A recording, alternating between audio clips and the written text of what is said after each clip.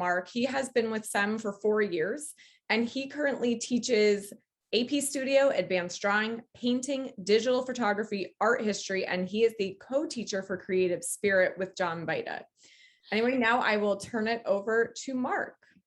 Okay, I'm going to see if I can decrease the number of faces on the screen, but listen, everybody, I'd like everyone to know this should be pretty informal.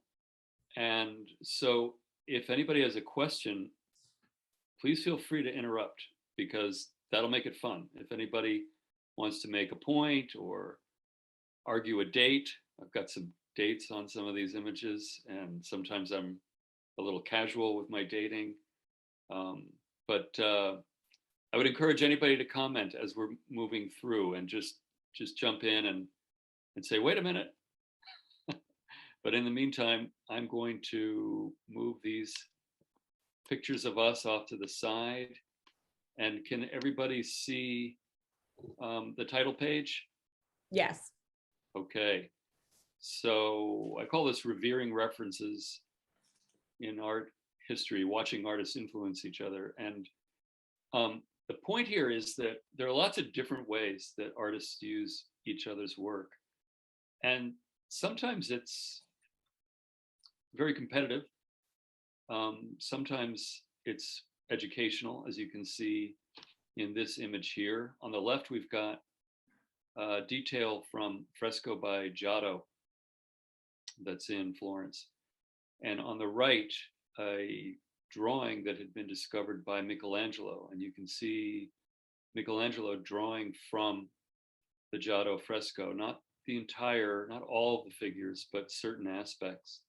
And one thing that's pretty interesting about this is that we now see that either Michelangelo was doing some pretty interesting inventing, because he has different folds in the draperies, or what I think is a more likely explanation is that Giotto was known to have gone back into his frescoes and used a technique called secco, which is doing retouch, changing compositional ideas onto the dried plaster. But the secco painting doesn't adhere as well. And so if you look at the image on the left, you can see that the Giotto is in pretty rough shape. It has lost a lot of its detail, and almost has a sandblasted appearance to it. But my suspicion, and a lot of my friends agree with me on this, is that what Michelangelo is drawing was the retouched version when the painting was still only 75 years old or something like that.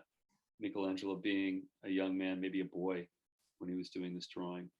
And so what we have here is evidence of what the painting may have looked like when Giotto was truly finished with it. And that's kind of interesting. Let's see. I included this pair of images because one thing that I want to make sure that everybody's aware of is that younger artists are always looking at older artists. And there's a theory that the sculpture on the right here is by the Greek early classical sculptor named Critios. And when he had been a young boy, when he was growing up, he would have seen sculptures like the one on the left. And because these were very common, these kouros sculptures were religious works that represented resuscitation from death, reincarnation, coming back to life from the dead. And so they're very religious pieces. And one thing that fascinates me is this idea that some individual would come along and take this idea of the male nude and take that nobility and that iconic flavor of it and turn it into something that's not religious, but merely a work of art to be appreciated for its beauty.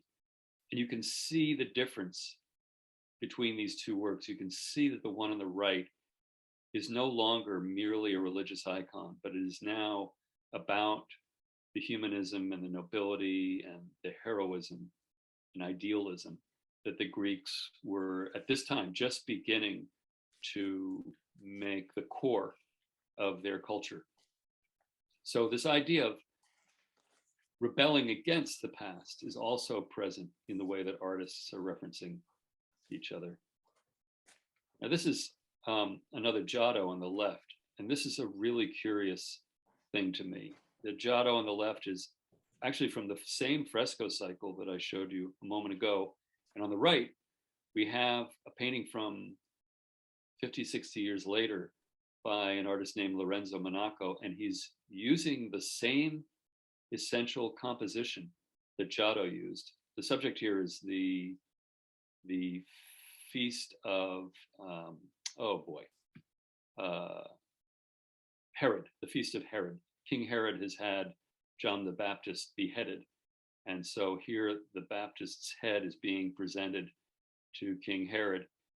What I would like you to notice here is that in the Giotto on the left, which is the much earlier work, the relationships between the figures and the spaces that they sit in is much more reasonable and observed than the one on the right, where the figures seem to be filling up the spaces very unreasonably. The perspective is clunky.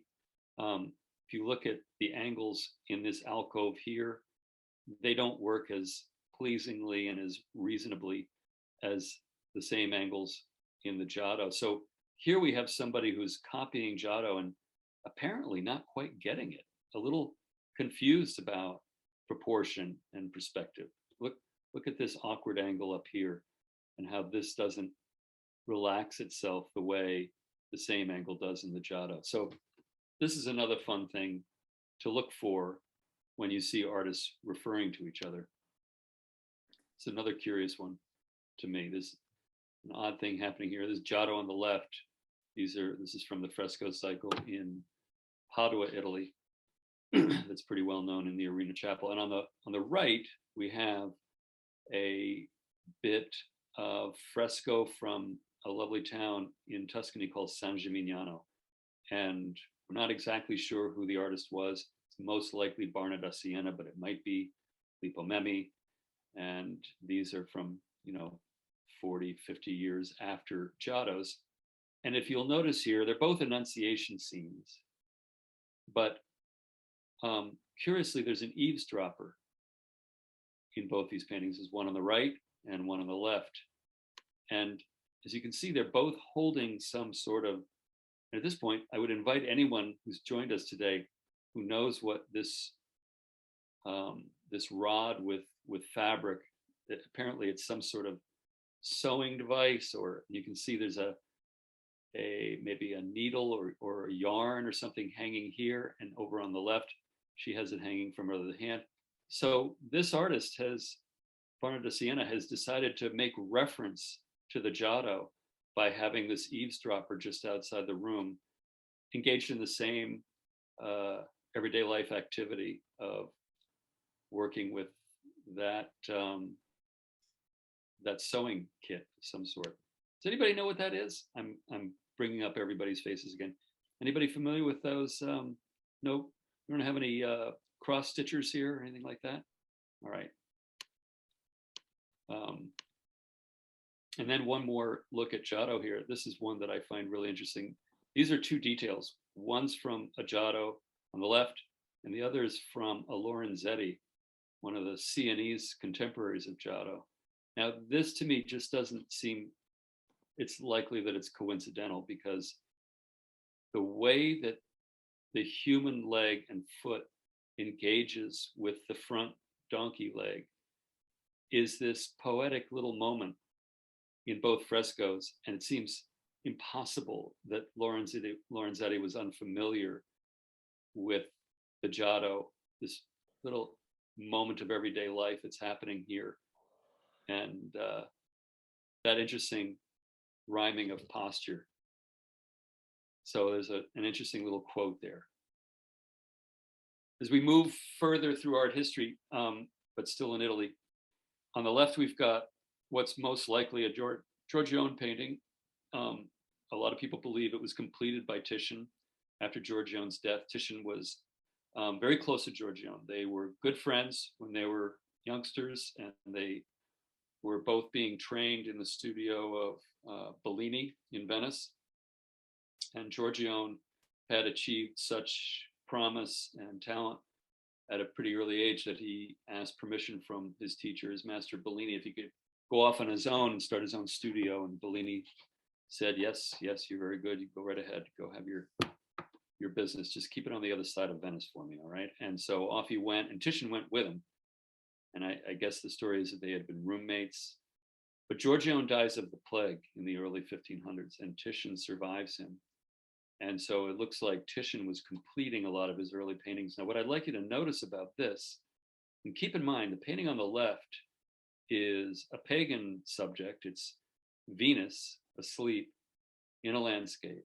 And on the right, we have this very poignant moment from the New Testament where Mary Magdalene encounters Jesus after he's been resurrected, and he's saying, "Don't touch me." And so there's this really interesting pair of subjects here. But I'm sure by now you've all noticed the landscape in the distance is the same. Here's zooming in on these two sets of buildings, and even the details, if you look at the details of the structure exposed in the roof here, they're the same. And if you look carefully, you can see all the windows and the arches. And curiously, this is the thing that I find really striking. Titian, in the second version, he's left out the structures on the left side of the building, but he's kept the lighting the same. It appears that this structure on the left is what's casting the shadow on this building and leaving this light triangle. And so that sets up certain types of rhythms across the painting. He keeps the same light source after eliminating the buildings in the back, which is a really curious thing to do. I'll go back to the original paintings there, and you can see another thing that Titian's done that's really odd is he's sort of compressed the landscape, the structures a little bit, sort of narrowed them so they'd fit into his vertical orientation on the right. Some historians believe that this bit of cityscape or townscape in the back of the Giorgione was some of the work that Titian himself completed, that he did this. But I find that interesting because it looks to me like when he's doing his own work that's not begun as a Giorgione, this Noli Me Tangere, I think he's paying homage to his teacher and friend by including the landscape. So I tend to think maybe this is pure Giorgione in the painting on the left, and Titian's just celebrating his deceased friend on the right. This same painting by Giorgione, and possibly completed by Titian, a few years later, Titian did his own version of the same pose. As you can see, the poses are nearly identical. But now this time he's brought his Venus indoors and put a little puppy on the bed. But you can see striking similarities between the anatomy, especially from the breast down, the angles of the legs, the curves of the thighs and calves. It's a wonderful pair of images there. And then, as many of you may know, centuries later, the daring and shocking Manet would do his own version of this subject called A Modern Olympia. And as you can see, he's lifting many aspects of the pose, including the diagonal white drapery lying over the red cushion. Now, it's, I think, useful to keep in mind that Manet was well-versed in art history. This is no coincidence. In fact, he's making fun of the Titian to a certain degree by putting a cat instead of a dog on the bed. Cat not being, the puppy here, that's a symbol of fidelity. And so Titian's making this remark about the fidelity of love. And Manet is mocking that with this cat, which would have very different inferences. And while we're on Titian, I thought people might enjoy this one. I think this is maybe less well known than some of the examples I've shown you so far. On the left, Titian, Madonna and Child, pardon me. And on the right, Michelangelo changing the pose considerably, but of Mary, but using almost identical pose of the Christ child. And I think that's a real interesting bit of theft that's going on there. It's fun to see Michelangelo paying attention to Titian. As many of you might know, they were sort of rivals. And then here's another example of Titian and Manet. And again, I think many people may be familiar with this. On the left, one of Titian's great early masterpieces, a work that is always featured very prominently at the Louvre Museum, usually hanging across from the Mona Lisa, no matter where they are arranged in the galleries. A really great painting, The Country Concert by Titian on the left, and on the right, Manet's shocking version of it. Now all of a sudden, the nudity of the females and the full dress of the males seems so much more personal and objectionable because of the way they're looking right at us. It doesn't seem to be a discourse on poetry or beauty as it does in the painting on the left. Am I going at a good speed or am I going too fast? Any thoughts? Oh, this is great. Okay, great. So here's a detail of that same Titian on the left.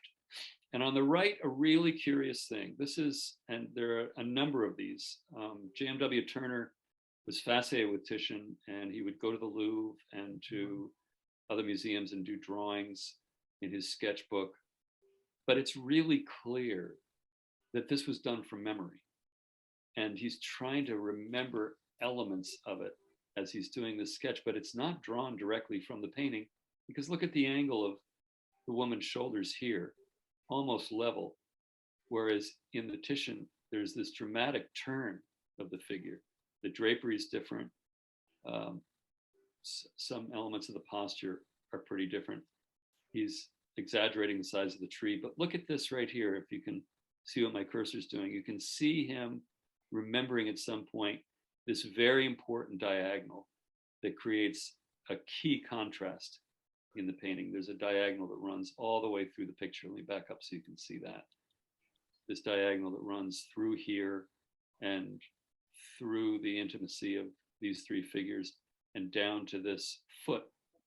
And that diagonal is one of the elements that helps to organize this picture.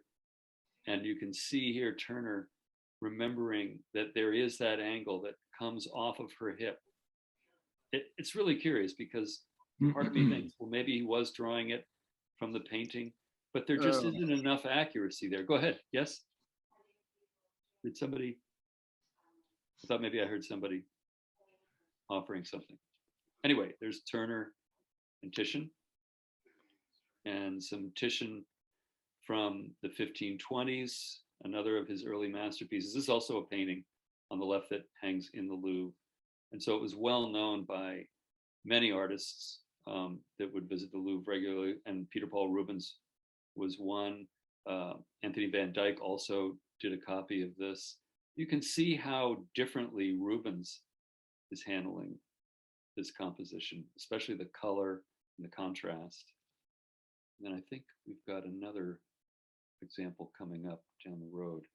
While we're on the subject of Rubens, this is a not very well-known painting by Rubens, unless I'm mistaken. I think this may be a painting that's new to most people. It has a sort of a Bruegel flavor to it. This is a peasant wedding. The painting's called La Camese. And what I want to draw your attention to is this bit of frivolity that's happening over here. There's some people dancing. We're going to zoom in on them. And next to the zoom in on them, I'm going to show you a complete painting by the great Rococo painter Watteau, who's working less than 100 years later. So here's what's going on. Here we have the Rubens on the left, and on the right, Watteau has clearly lifted this whole pose of the dancers from Rubens and made an entirely new composition out of it. Although here's one element that stays the same. We've got this leg bouncing up towards the dancing couple. And here the guitarist, his leg pops up in a similar way.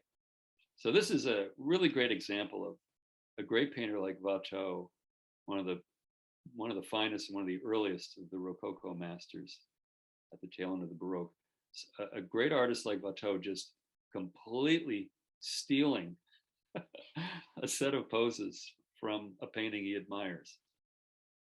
Also interesting to notice that, like I said before, the Rubens is about the working class. These are humble people, not wealthy, but of course, all Rococo paintings deal with the aristocracy. And so they're dressed a little bit more nicely with nicer fabrics. And I think that's fun. Here's the great Caravaggio. Again, Peter Paul Rubens copying him. Does everybody see right away how dramatically different Rubens' take is on this very important composition that Caravaggio came up with?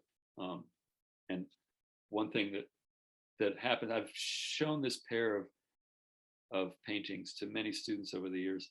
I can't tell you how many times I've had students say, you know, I kind of like the Rubens better because I don't like these hands that this figure in the back is thrusting up. And a lot of people find this figure to be confusing because this hand seems to be coming out of this woman's head. And then there's this really disturbing thing that happens.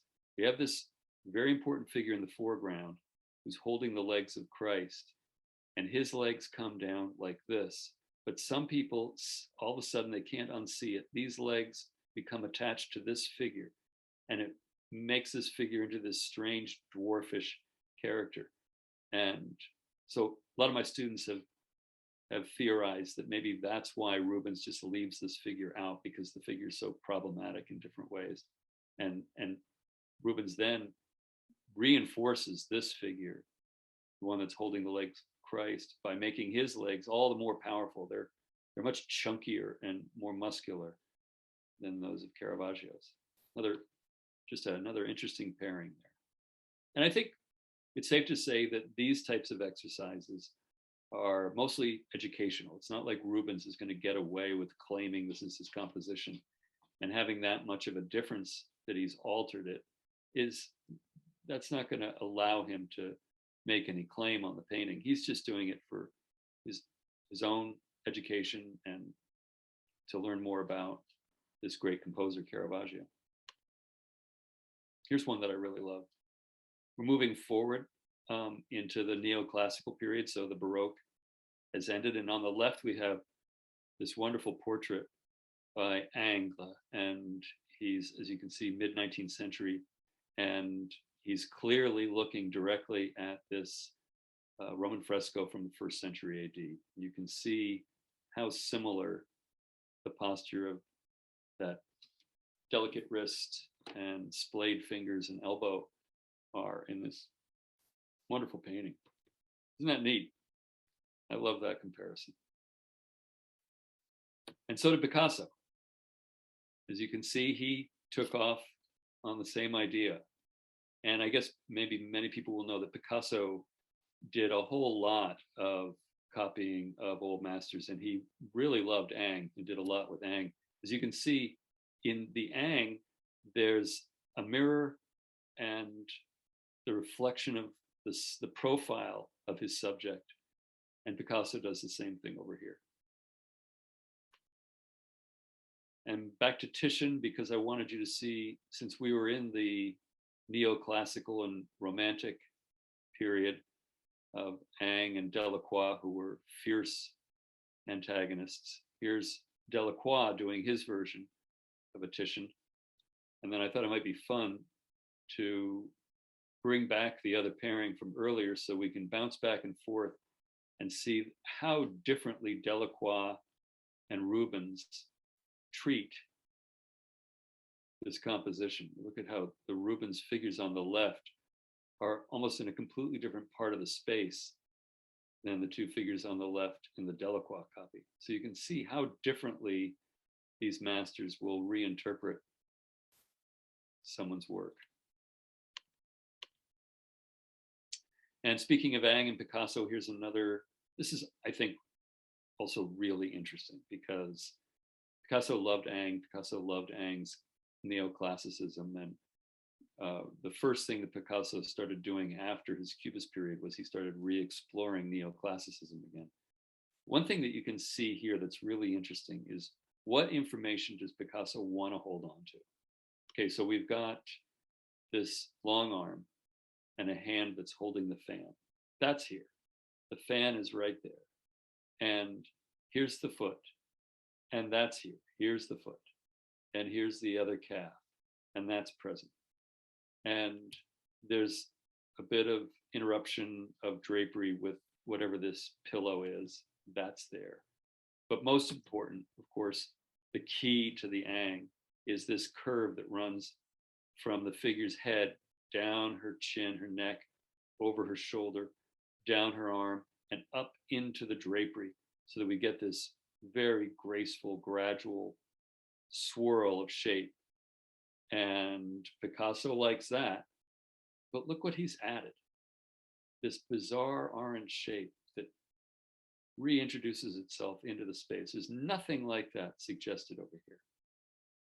Because Picasso is realizing at this early stage of Cubism that what he wants to be doing is recomposing, not just working with recognizable shapes, but breaking things apart, including negative space. Even the negative space of the Ang painting is now up for grabs and can be reinterpreted as a shape that will work with these shapes. Oops, I didn't mean to jump out of that so quickly, but there you have it. A shape like this dark shadow, which is clearly a very literal transcription of this negative shape. But then when he goes to this important blackness beyond the figure, he just can't leave it alone. He's got to bring that clunky shape into it. Real interesting choice, I think. So on the left, we've got Raphael, another of the Renaissance giants. And on the right, we have one of my favorites, Corot, the great 19th century landscape and figure painter. The painting on the right is in the Metropolitan Museum in New York, and it always hangs in a place of honor in the center of a wall filled with Corot paintings. The Met really knows how to treat Corot well. He's not always, you can go to some museums and they'll have their Corots in dusty corners, but Corot is given the respect he's due at the Met, and we're all happy about that. And you can see here in the 1870s, this is later in Corot's life, he's begun to be very nostalgic about the Renaissance, and you can see him making direct reference to the pose that Raphael uses in this portrait. And I don't know how many of you might be familiar with this Corot painting, but at one point, he had this female figure playing the cello. And then you can sort of see aspects of it. This hand was in a slightly different position. And then he was just really unsatisfied with the way he'd painted the cello. So he just painted the cello out and abruptly put sort of a rose in the figure's hands. A lot of people are troubled by how casual and brushy and unresolved the lower third of this painting is compared to the finesse and the idealism of the head. But you know what? We just have to get over it. This is what Corot gave us, and it's awfully good. And as you can see, we're moving up through the aftermath of the Baroque, through neoclassicism and romanticism, and now especially the realism. Millet was a follower of Corot, and here's Van Gogh reinterpreting Millet's pose and putting it in a slightly different context. I think this is a lot of fun. Really gives you kind of a jarring realization of just how intense Van Gogh's color could get. And here's Van Gogh on the right, reversing a Delacroix composition on the left. I find that really interesting and playful. And this is another one that I think most students of art history are familiar with. We've got an unknown photographer on the left. Cezanne in 1885 or thereabouts gets his hands on that photo and does a sort of an invented landscape, seascape with a bather based on that in his kind of clunky and self-conscious approach to paint. And then Picasso, near the end of his Rose period, he's seen the Cezanne and he's borrowing elements of the Cezanne. I don't know whether Picasso was familiar with the photograph from the 1870s. Sometimes it almost feels like the Picasso looks more like the photo than it does the Cezanne. But the linkage between the three, I think, is really interesting. And this whole subject of painters working from photographs, that's another real rich vein that can be opened someday. There's a lot of fascinating painting that starts getting made as a result of painters seeing photographs. So here's Corot again on the left with another one of his idealized gypsies. And on the right, one of Picasso's friends, Juan Gris, making a pretty literal Cubist transcription of the Corot. And I think this is also another painting, another pairing that is really instructive for students. Students are trying to figure out what this whole business of Cubism is about. What's the point of it? And I like to point out to people that we often hear that Cubism is about looking at objects from multiple viewpoints. And that's just a blatant misconception that gets handed down generation after generation. Picasso and Braque denied it. Their friends said that's not what they were interested in. Cubism was about one thing. It was about composing. It was about analyzing the structure of compositions. You can't find any Cubist paintings by Picasso or Braque that show you looking at an object from multiple viewpoints. You can't really point that out in any paintings. You're not going to see it. It's not there. But there are lots of these great compositional experiments where they work with these classical triangular compositions and try to find asymmetrical balance within. Now, here I'm going to stretch credulity a little bit. I don't have any proof that Balthus was looking at Greek metopes, but we know one thing for sure. Balthus was always, I don't know how many of you are familiar with Balthus. It's a 20th century painter. He passed away around 2001. And a very controversial artist, very strange painter with a few paintings that are downright objectionable. I'll just stay away from those. But Balthus is constantly making reference to other artists in his work. And I've shown this pairing to a lot of friends, and most people feel like, if he didn't know about these Greek bas-reliefs, it certainly feels like he did. There's some element of this that seems familiar. Here's another very strange pair of details. Balthus on the left and Caravaggio on the right. The one on the right is a detail of a painting in Messina, Sicily. And as far as I know, it never traveled out of Sicily during Balthus's lifetime. I don't know whether he actually saw the painting in person, but it's clear that he is making direct reference to it in this very bizarre, strange picture of a young woman who's coming out of a dream. And Corot, again, on the left from that same period, the 1870s. And I like to show people how the very important New York painter de Kooning was, just like Balthus and Picasso, really obsessed with art history. And you can see, maybe if you're not familiar with de Kooning's works, this is a relatively early piece of his on the right. And it's not fully abstract yet, of course, but you can see elements of what he's taking, I think, pretty clearly from the Corot. And if you look carefully at this, you can see that at one point, originally, the head on the female figure was not way over here. It was right here. And you can even see traces of the eyes, nose, and mouth back behind the repainting, this kind of jarring repainting that's happening here. De Kooning's interest was in taking human anatomy and stretching it into more dramatic compositional elements. And so there are hints here in this picture, like the high arch of the neck and shoulder that happens here.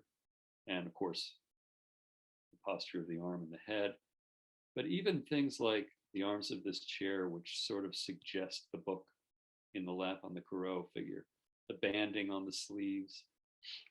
But it's pretty clear to me that there are many de Koonings from the 1940s that make direct references to Corot. Here's another de Kooning on the right, and a Pietro Lorenzetti. Here's that same pair of legs in the mule that I showed you at the beginning of our talk, where the human foot is nearly touching the mule's foot. I find that to be this poignant little moment. Well, here's de Kooning working on a full up abstraction based on the Lorenzetti, so that the house on the upper left is reduced to these simple shapes. The casual curve of this figure's arm moving through the gesture of the mule is captured here. This figure that's leaning over the gate, that funny question mark shape to his posture, that's reproduced up here. And there are other elements that show up throughout the composition. So it's now I can't prove that de Kooning was looking directly at this Lorenzetti, but boy, it sure feels like it to me. And because we know that he was doing so much copying of other artists, I think this is a pretty plausible. Anyway, it's a lot of fun to have the conjecture. And then here's a de Kooning from the late 80s that seems to me to be making direct reference to this Titian on the left. This Titian features a bacchanalia that's taking place, a lot of snakes wrapping around this figure on the right, and here de Kooning's allowing his loose, crazy brushwork to imitate both snakes and the curve of the drapery. I mean, to my mind, this seems like a real celebration of the Titian painting. And then I'd throw in one of my own on the right. That's a painting I did about 15 years ago, maybe more. And it's, as you can see, based very directly on a Greek wine cup. So at this point, what I'll do is I'll open it up for questioning. Anybody have any thoughts or comments? Can you guys see all the faces now, or do you just see? Okay, how can we change that, Liz? Oh, Mark, if you stop sharing your screen. Oh, okay, there we at go. There you go. Now okay, so we can reshare it if anybody wants me to go back to any of the images, but I was just wondering if anybody had I have a question. Yeah, great. I'm sure it's really hard to generalize with so many examples, but is there a pattern to what the latter paint artist says when somebody asks them about such similarities? Do they acknowledge the attribution and the source of their ideas, or do they deny it, or is it all over the place? It's all over the place, but I can tell you one thing. People ask Picasso a lot because Picasso did so much of this. He made a lot of references to earlier art. And at one point, Picasso said, all artists borrow, the great ones steal outright. So he would acknowledge it. Okay, thank you. Balthus, Balthus was known for making reference to many painters, Piero della Francesca, Poussin, and several different Caravaggio paintings. And he acknowledged all of them except for the one that I just showed you a moment ago with the raising of Lazarus. It's the only one he never acknowledged, and nobody ever confronted him on it. But he did about 20 paintings based on that Caravaggio between 1939 and within a couple of years before he died. So for about 50 years, he was copying that painting and getting away with it. Nobody challenged him on it. Kind of interesting. Interesting. Thanks. You bet. Anybody else? Betsy, you're being very quiet. Okay. I'm just taking it all in and finding it very interesting. Okay. And I think the similarities, the parallels are fascinating. It's something I hadn't really ever looked into before or considered before. So I'm really enjoying hearing what you're describing. Well, I'm really glad. It's a lot of fun, and several friends of mine that are painters, we've been collecting these pairings for many years. There's I think maybe it's not unfair to assume that a lot of you have heard of the Beatles, right? And the Beatles have a very famous record called Revolver. And on the cover art for Revolver was done by one of their friends, a guy that they met in Germany when they were playing the club scene in Germany in the early 1960s. And this artist, they asked him to do the cover for Revolver. And it wasn't until maybe 15, 20 years ago, a friend of mine pointed this out to me, that the depiction of John Lennon looks exactly like a Paul Klee painting. And but it's not a Paul Klee painting of a face. It's a Paul Klee painting of a fish and a moon, and it's this very abstract thing. And I forgot to pull that one up. I thought I should have thrown that one into this. It would have been fun to see. But anyway, yeah, it's very entertaining stuff to see the different ways that artists are making reference.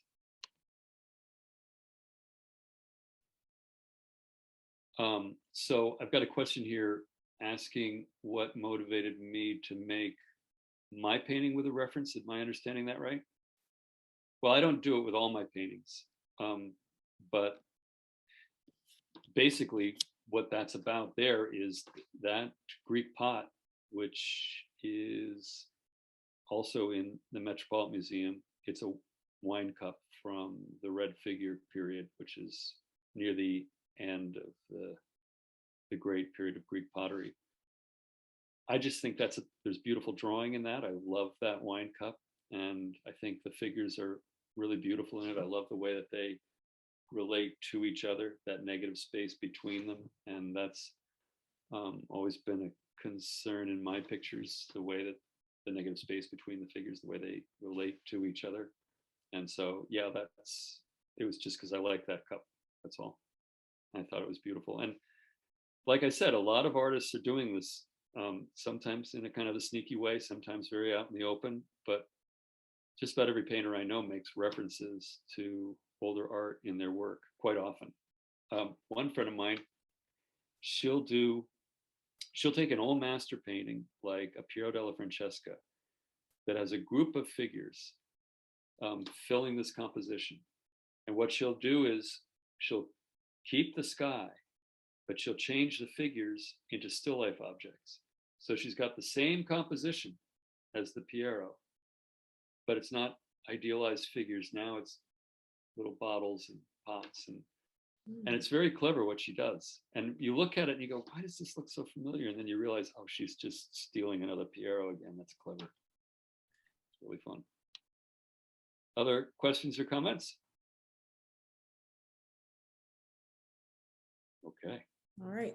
Well, Mark, thank you so much for that. That was really. Oh, Shelley, did you have a question? Just one more. Mark, would you ever consider giving a webinar on architecture and how architects imitate one another over the ages? Or are you familiar enough to deliver such a course?